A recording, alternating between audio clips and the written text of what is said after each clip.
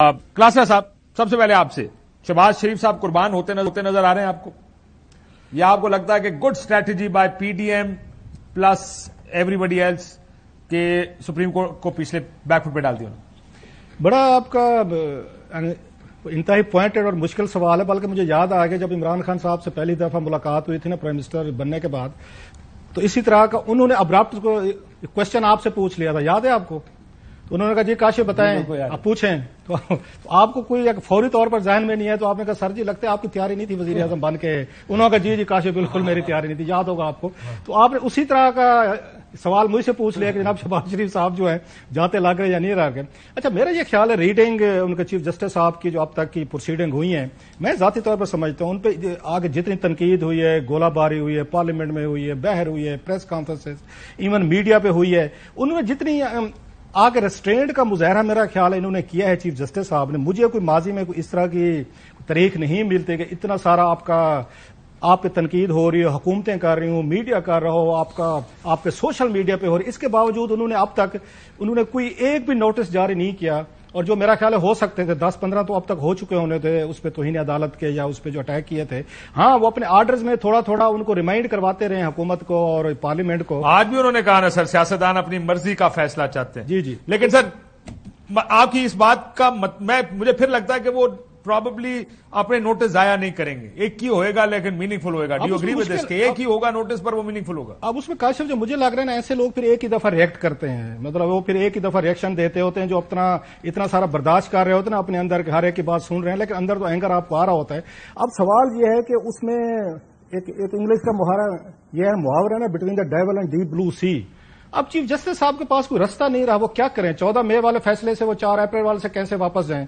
अच्छा, वापस नहीं जाते, हुकूमत तुल्ली है, वो कहते हैं हमें पार्लियामेंट को आप सैक कर दें, वजीर आजम को सैक कर दें, वो गिलानी साहब भी हो गए, फलाने साहब भी हो गए। और मुझे सबसे बड़ा जो मजे का काम लगता है ना, जब ये कहते हैं ना नवाज लीग वाले जी गिलानी साहब को भी डिस्क्वालीफाई हुआ था तो बड़ी ज्यादती की गई थी, ये उस वक्त पार्टी थे प्रोसीडिंग में, गिलानी साहब को नाहल करवाने में, उनका इम्प्लीमेंटेशन बनवाने में, ये सबसे आगे। तुम नीचे उतरो।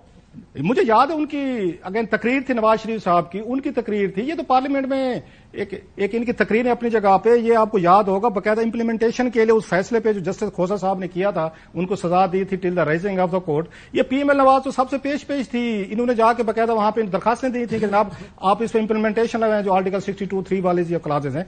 सो चीफ जस्टिस साहब पे लास्टली सर इस वक्त ये बड़ी मुश्किल का शिकार हैं। अगर वो आके कोई बड़ा स्टेप नहीं लेते तो वीकनेस समझी जाएगी और हमेशा के लिए ये समझा जाएगा कि पार्लियामेंट जो है वो सुप्रीम कोर्ट की उन्होंने डोमेन या उनको बुली करके, उनको थ्रेट करके, डरा के उन्होंने मर्जी का उन्होंने फैसले ले लिया। और अगर वो फैसला करते हैं, अगर वो तौहीन अदालत में जाके स्ट्राइक वो करते हैं अपने इंस्टीट्यूशन को बचाने के नाम पे, अपनी लेगेसी के नाम पे, तो फिर मेरा ख्याल है ये कहा जाएगा कि देखें माजी में जितने भी ये प्राइम मिनिस्टर थे तो उनके खिलाफ तो अदालतें फैसले करती रही हैं, नाहल भी करती रही हैं, जेलें भेजती हैं, लेकिन जब कोई डिक्टेटर्स आते हैं तो उनको एंडोर्समेंट भी मिलती है, उनको फैसला नहीं करते। बात ठीक है, लेकिन मुश्किल में है मेरा ख्याल है इस वक्त। ये बात आपकी ठीक, बड़ी मुश्किल है।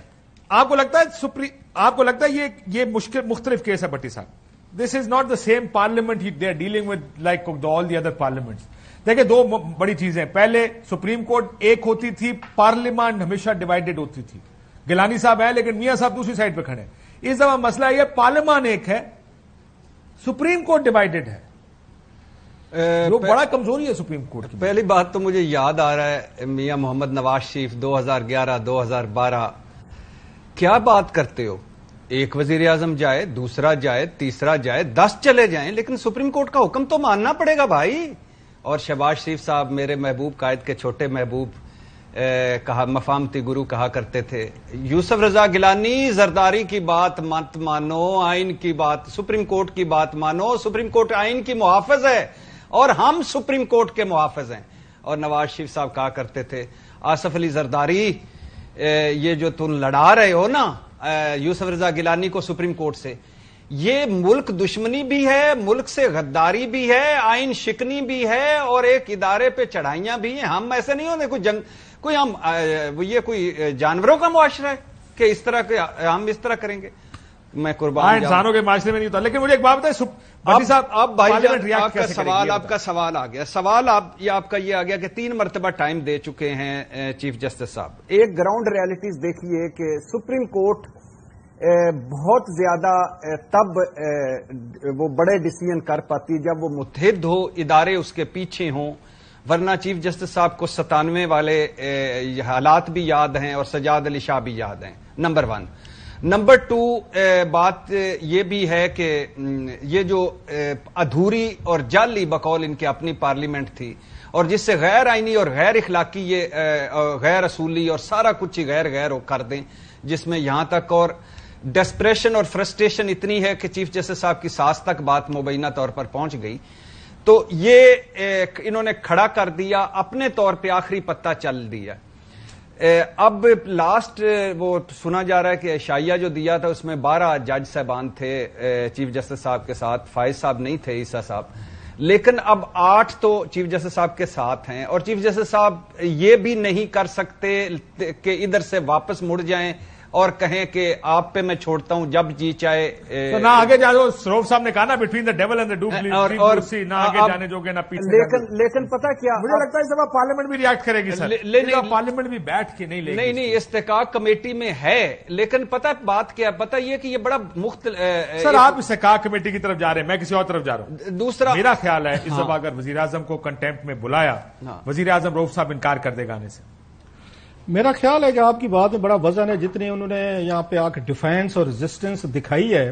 اس سے پہلے مجھے نہیں یاد پڑتا کہ جب بھی وزیر اعظم ماضی میں بھی ہوا ہے، نواز شریف صاحب ہوئے، گیلانی صاحب ہوئے، یا پہلے بھی اس طرح کی پروسیڈنگ ہوتی رہی ہے وزیر اعظم کے خلاف، جو اس دفعہ میں ریئیکشن نظر آ رہا ہے، بڑا یہ اہم پوائنٹ ہے جو آپ کی باتیں بھی میں سن بھی رہا تھا، بھٹی صاحب بھی کہہ رہے تھے۔ ہاں، لیکن وزیر اعظم صاحب ضرور جاتے، میں معذرت چاہتا ہوں، ضرور جاتے اگر ادارے پیچھے ہوتے، سپریم کورٹ متحد ہوتی، کیوں نہ جاتے؟ میرا یہ خیال ہے بڑا اہم پوائنٹ ہے کہ اگر سپریم کورٹ اس وقت متحد ہوتی، جیسے بھٹی صاحب بھی کہہ رہے ہیں، صاحب کا یہ خیال ہے، حکومت جو فائدہ اٹھا رہی ہے، جس میں میرا خیال چیف جسٹس صاحب کو تھوڑی سی ان کو ذمہ داری لینی چاہیے، بلیم تو نہیں کہوں گا، سخت لفظ ہو جائے گا، کہ آپ جب اپنا ہاؤس ان آرڈر نہیں رکھ سکے، اپنے فیلو ججز کو آپ ساتھ نہیں ملا سکے، پہلی ویکنیس تو وہاں سے آئی ہے۔ تو لوگ جو کہتے ہیں نا کہ کسی اس ریاست کو، ملک کو خطرہ باہر سے زیادہ اندر سے ہوتے، اندر سے اگر آپ کے وہاں پہ وہ آنا شروع ہو جائیں، آپ کے فلاز آنا شروع ہو جائیں، آپس میں لڑائیاں شروع ہو جائیں، تو باہر کے لیے آسان ہو جاتا ہے۔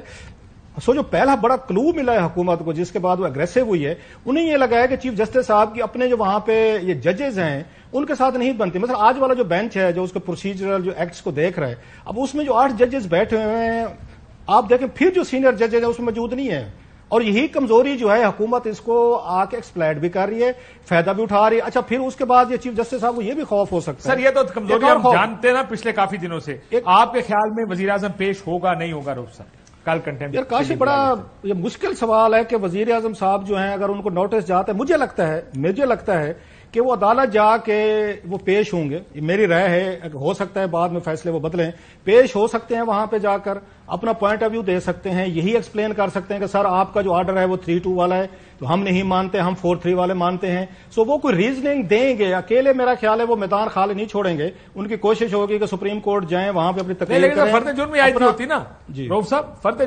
میرا یہ ماننا ہے، میں بھٹی صاحب سے بھی پوچھ لوں کہ فرد جرم عائد نہیں ہوتی جب تک ان پرسن پیش نہیں ہوتے تو